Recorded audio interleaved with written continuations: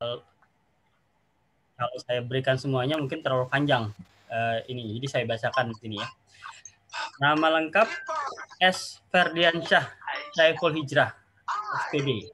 Dipanggilnya biasa dengan Pak Ferdi. Untuk tanggal lahirnya di Majalengka 4 November 1982. Alamat rumahnya Desa Burujul Wetan, Kecamatan Jatiwangi, Kabupaten Majalengka. Istrinya 1, istri 1, anak 2. Untuk anak lengkap Pak ya, cowok cewek ya Pak.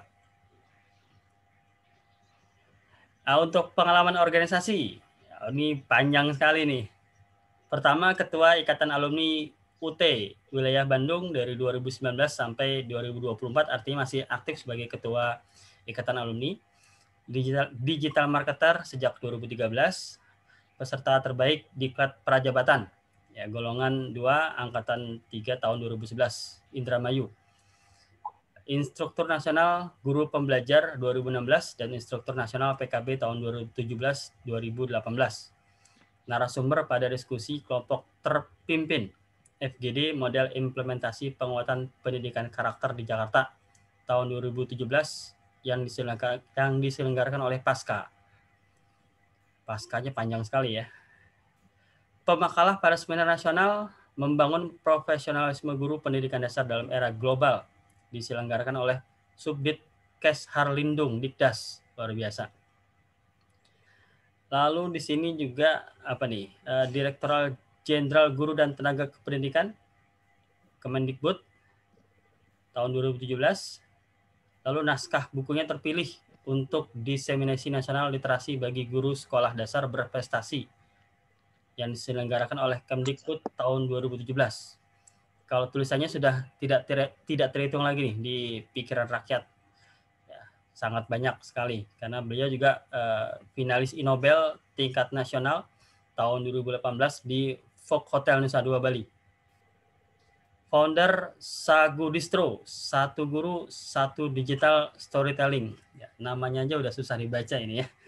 Pasti visinya mantap ini. Tim inti visi, virtual koordinator. Kalau Bapak Ibu yang dari Jawa Barat yang ada program visi, sudah tidak asing lagi dengan Pak Ferdi. Beliau narasumber yang top lah di VCT.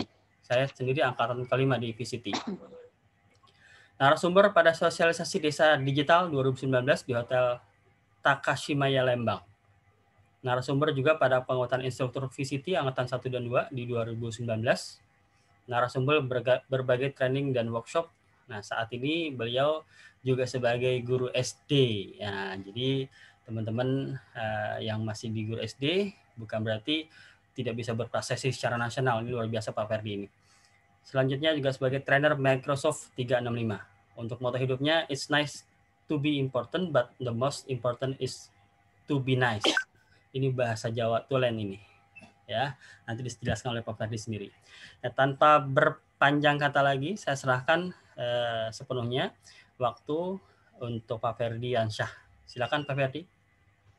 Terima kasih Pak Aprianto. Suara saya jelas ya Pak Aprianto? Jelas Pak, jelas. Baik. Jelas Pak. Assalamualaikum warahmatullahi wabarakatuh, Bapak Ibu. Waalaikumsalam warahmatullahi wabarakatuh. Waalaikumsalam warahmatullahi wabarakatuh. Iya. Baik, ada 34 ya di sini ya. Beberapa hari yang lalu saya dapat WA dari Pak Aprianto ya. Pak Aprianto itu ya tadi disampaikan oleh beliau bahwa pernah menjadi peserta VCT batch 5. Jadi Bapak Ibu ada yang pernah ikut VCT? Belum ya? Ada. Pak Aprianto mungkin mohon nanti mikrofonnya yang terbuka di mute dulu ya. Siap, baik siap. Bapak Ibu, ada peribahasa tak kenal maka ta'aruf ya. Bapak Ibu bolehlah di kolom chat, minimal saya ingin tahu dulu dari kota mana saja Bapak Ibu ini berasal. Boleh diketik di kolom chat Bapak Ibu.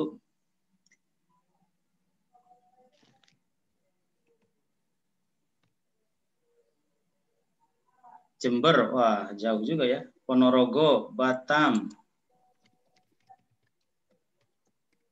Malang, Kediri, Gresik, Boyolali, Kalsel, Bali, Temanggung, Gresik, Labuhan Batu, Temanggung, Jombang. Ternyata jauh-jauh ya Pak Prianto. Saya pikir dari Jawa Barat saja ini ya. Guru-guru daerah, Pak, Ya, yang masih punya semangat mental baja. Guru-guru hebat ya.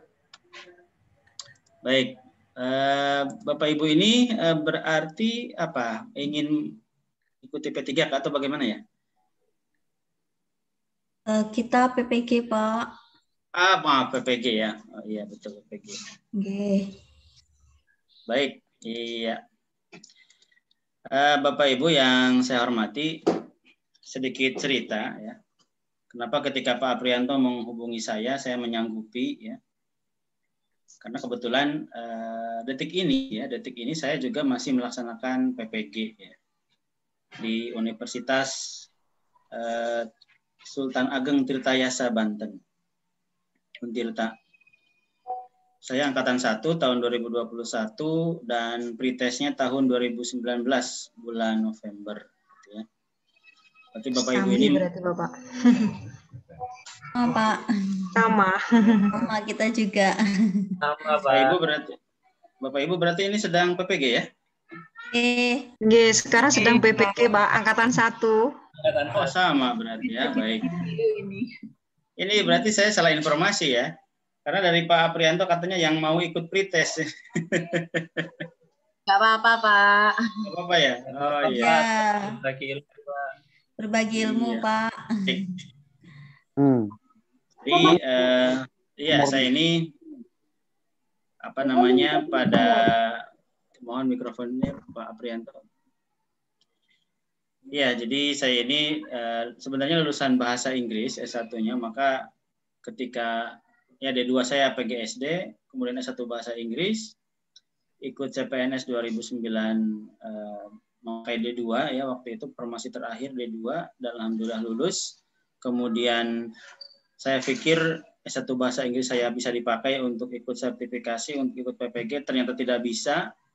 Akhirnya dengan terpaksa tahun 2017 gitu ya, saya kuliah lagi di PGSD UT, dan ternyata itu menjadi peluang bagi saya untuk sekaligus membuka UT di tempat saya berasal ya, di Kabupaten Majalengka. Jadi saya ini pengelola UT dan kebablasan sampai sekarang, walaupun saya sudah lulus tetap menjadi pengelola UT di Kabupaten Majalengka. Bahkan 2019 ya, pas beberapa bulan sebelum corona itu, sebelum pandemi, saya terpilih jadi ketua IKUT Jawa Barat gitu. Jadi tantangan yang menghasilkan peluang kalau bahasa peribahasanya begitu ya Bapak Ibu ya. Nah Bapak Ibu, ini berarti kalau Bapak Ibu peserta PPG ya sudah tidak asing berarti dengan materi yang ingin kita diskusikan ya. Gitu. Jadi ya mau apa yang saya sampaikan Pak Aprianto. Gitu ya. Tapi nggak apa-apa ya, kita sharing-sharing saja ya. Iya. Ada nggak Bapak Ibu di sini yang mau pretest? Nggak ada ya? Semuanya PPG ya? Yang persiapan menghadapi UKIN ya? Sama ya? Baik. Sama, Pak. Persiapan UP. UP ya? Sama ya? Oh, baik. Persiapan UP yang penting, Mbak. Iya ya, baik. Berarti di sini kita diskusi saja ya Bapak Ibu ya. Saya tidak tentu tidak lebih hebat dari Bapak Ibu. Kita diskusi saja begitu ya, tentang apa yang bisa kita dapatkan bersama-sama begitu ya. Bahkan mungkin saya nanti belajar dari Bapak Ibu gitu ya, tentang materi pedagogi ini ya. Nah, seperti yang Bapak Ibu ketahui bahwa Bapak Ibu semua guru matematika kata Pak Aprianto ya. Sama struktur modulnya sama ya. Bahwa modul 1 tentang konsep dasar ilmu pendidikan, modul 2 tentang peran guru dalam pembelajaran abad 21 ya, modul 3 tentang pembelajaran inovatif, dan modul 4 tentang perancangan pembelajaran inovatif ya. Modul 1 itu Jadi dari 4 KB Bapak Ibu ya, 4 kegiatan belajar. KB yang pertama itu konsep dasar dan rasional ilmu pendidikan, kemudian landasan ilmu pendidikan, dan penerapan landasan ilmu pendidikan. Nah, di KB 1 ini nanti akan dibahas mengenai kenapa seorang guru harus punya ilmu pedagogi. Secara singkat sih seperti itu sesungguhnya di KB 1 ini ya. Kemudian juga di KB 1 ini nanti akan ada pembahasan mengenai sedikit ya disinggung tentang apa itu behavioristik ya. Walaupun nanti lebih dalamnya di KB yang ketiga begitu ya. Kemudian di KB 2 kita akan bersama-sama belajar tentang pengertian karakteristik peserta didik. Jadi fokus di peserta didik kalau KB 2 ini. Kemudian tentang ragam karakteristik peserta didik. Di KB 3, nah ini baru kita akan masuk ke teori-teori belajar ya.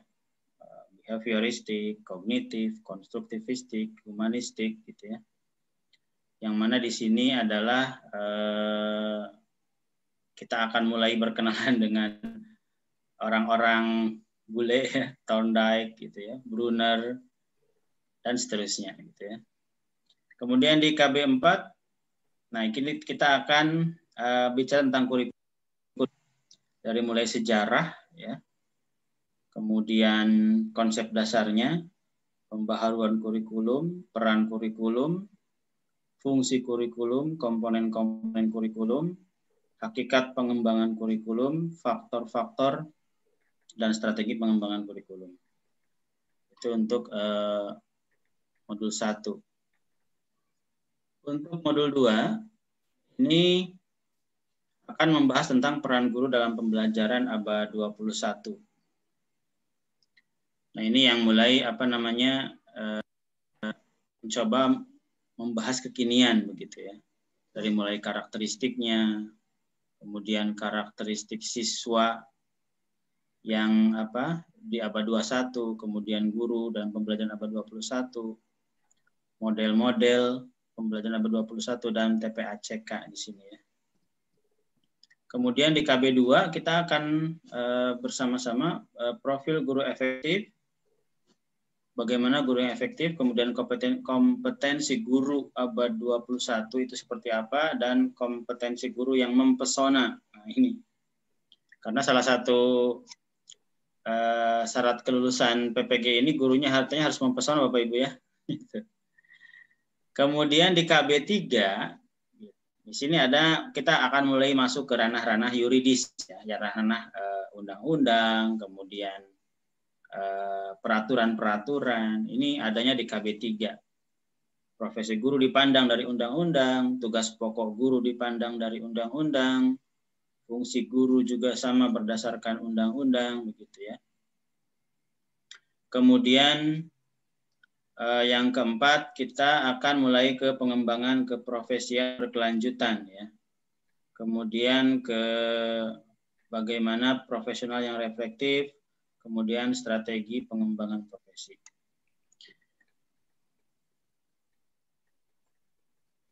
Nah, kemudian di modul 3 di pedagogi ini akan bicara tentang pengertian dan prinsip STEAM ya.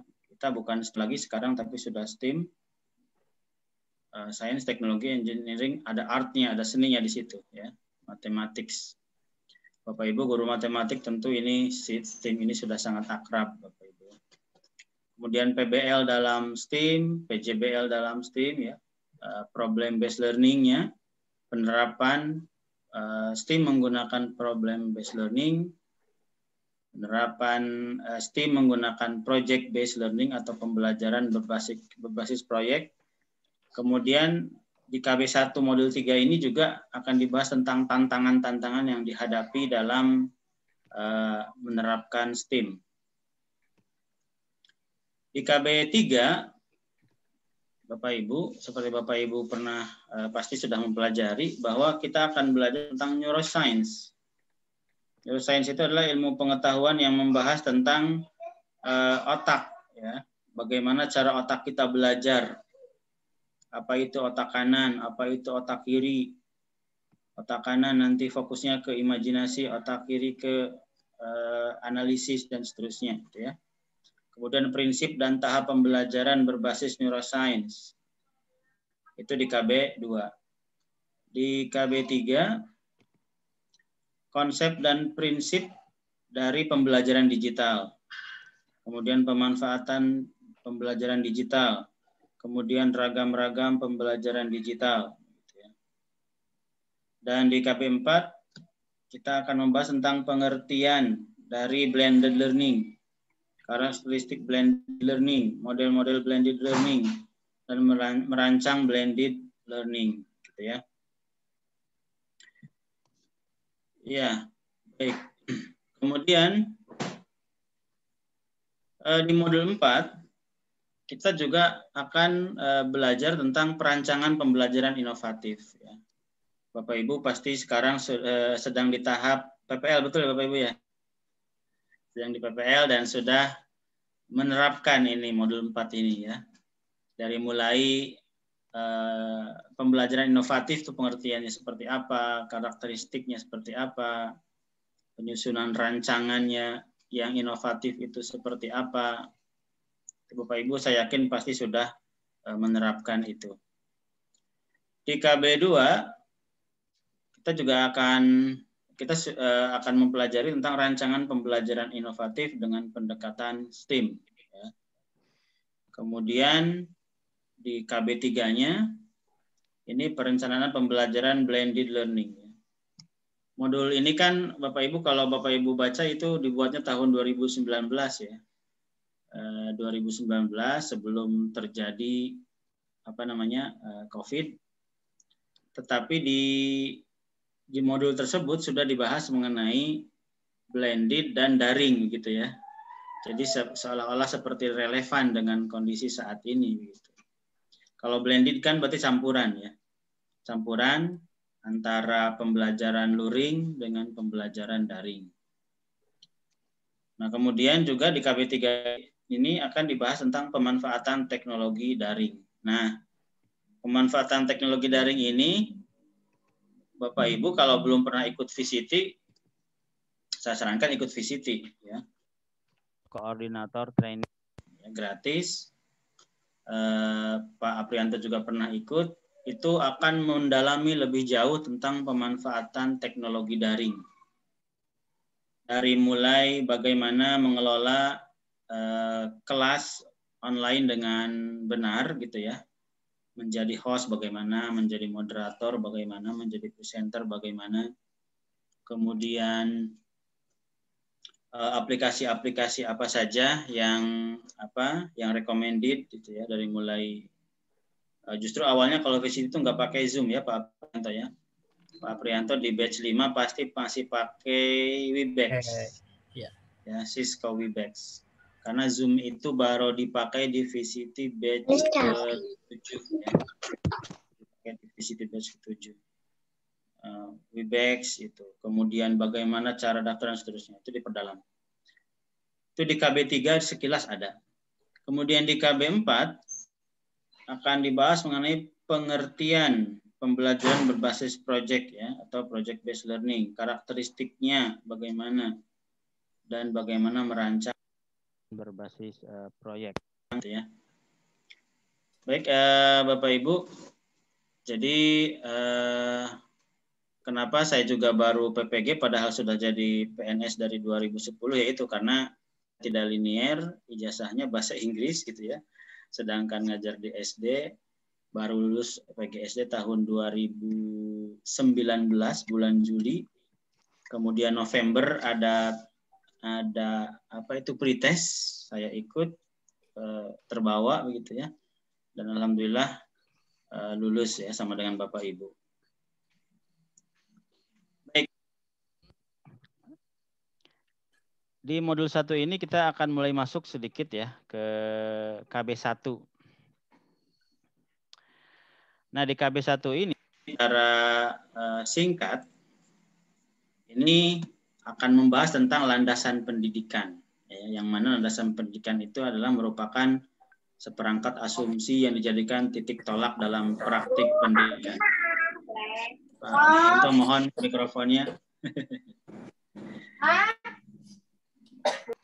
Ibu Zela itu ya, mohon mikrofonnya dimatikan dulu.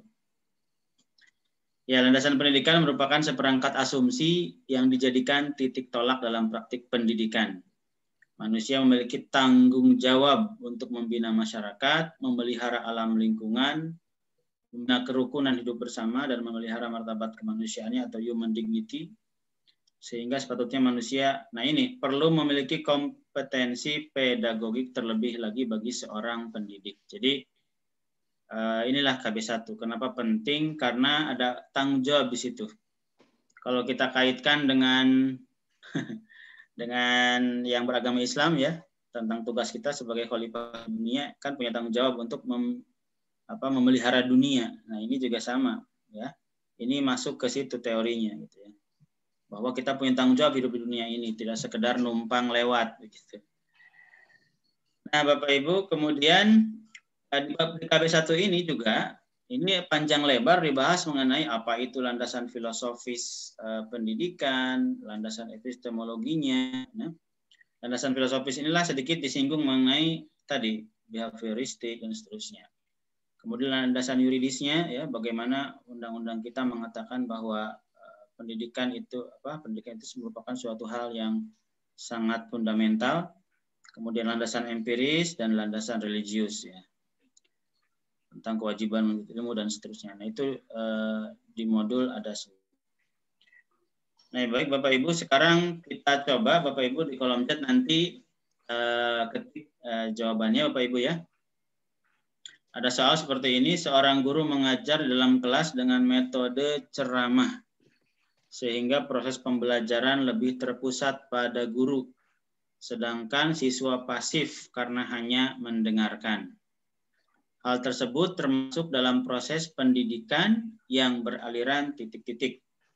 A. Behavioristik, B. Perennialisme, C. Humanisme, D. Esensialisme, E. Rekonstruksionisme. Silakan Bapak Ibu di kolom chat diketik jawabannya ya, kita sama-sama belajar ya. Kira-kira yang mana jawaban ini? Pak Aprianto juga boleh kalau mau ikut menjawab. Sambil saya izin minum dulu ya.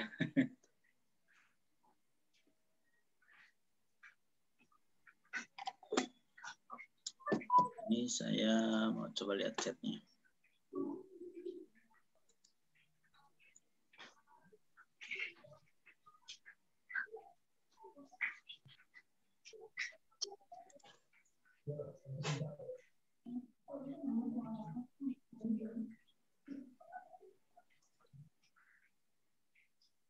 Pak Aprianto, ini kalau saya lagi share screen nggak bisa lihat kolom chat ya?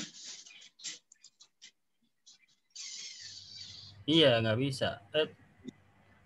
Sudah sih kelihatan chatnya, cuma ada nih. Ada tinggal di. Ada yang jawab A. Jawab A. Baik. Oke, baik, kita lihat ya. Jawabannya, ya betul Bapak Ibu A. Luar biasa Bapak Ibu ya. Bapak Ibu ini sudah belajar berarti Pak Aprianto. Ya, behavioristik itu kan perubahan tingkah laku ya, yang ditujunya. Jadi dia memang hanya sifatnya itu dijajal-jajal ya, di drilling gitu ya. Maka berpusatnya pada. Baik, kita ke soal berikutnya. Masih di KB1 ini sebagai contoh. Sebagai humanisasi pendidikan bukan berarti pembentukan manusia atau peserta didik oleh manusia lainnya atau pendidik. Ya. Sebab asumsinya bahwa manusia atau peserta didik adalah titik-titik. A. Manusia merupakan makhluk otonom.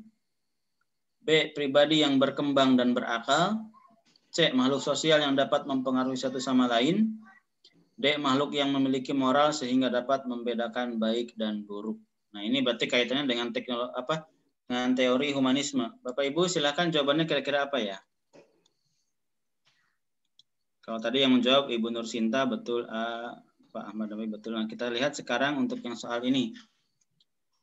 Jawaban Bapak Ibu yang mana? Silakan Bapak Ibu diketik di kolom chat. Nah, sudah ada nih. Dedi C. Baik. Kita tunggu. Ibu Nur Sinta C. Iswati C. C. B. Pak Hasim B. Pak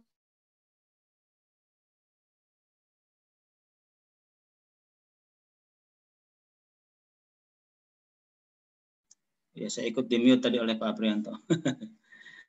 Baik, kita lihat jawabannya. Jawabannya yang A, Bapak Ibu ya, bahwa manusia itu merupakan makhluk otonom. Ya, jadi makhluk otonom itu dia memang bergerak sendiri, ya, punya apa? Have a willing, ya, punya apa? Willing itu punya keinginan, punya niat, punya kemauan sendiri. Sehingga yang disebut humanisasi itu bukan berarti membentuk begitu, tetapi cuma mengarahkan. Jadi jawabannya adalah A, manusia merupakan makhluk otonom. Karena yang disebut dengan humanisasi pendidikan itu bukan berarti membentuk. Karena memang manusia sudah manusia sudah terbentuk, tinggal diarahkan saja. Bapak Ibu, kita itu contoh saja ya soal-soal yang ada di KB 1. Kita lihat lanjut ke KB yang kedua. KB yang kedua ini adalah berbicara tentang karakteristik peserta didik ya, karakteristik peserta didik. Karakteristik peserta didik banyak ragam ya, yaitu etnik, kultural, status sosial ya, minat, perkembangan kognitif, kemampuan awal, gaya belajar, motivasi, perkembangan emosi, perkembangan sosial, dan perkembangan moral dan spiritual, dan perkembangan motorik. Etnik berarti siswa dari berbagai suku, ya, kultural, budayanya macam-macam. Kemudian status sosialnya juga sama, ya, beragam. Ada yang orang tuanya pegawai negeri, ada yang orang tuanya buruh dan seterusnya, ya. Minatnya juga beragam. Ada yang minat di olahraga, ada yang minat di matematika, dan seterusnya. Perkembangan kognitifnya juga beragam. Ada yang cepat, ada yang sedang, dan seterusnya. Nah, intake-nya atau kemampuan awalnya juga macam-macam. Ada yang di rumahnya oleh orang tuanya dibimbelkan, ya, seperti Pak Aprianto ini katanya punya bimbel, ya. Nah, mungkin orang tuanya mengirimkan anaknya ke bimbelnya Pak Aprianto. Berarti kemampuan awal dia bagus. Matematikanya bagus karena ikut bimbel.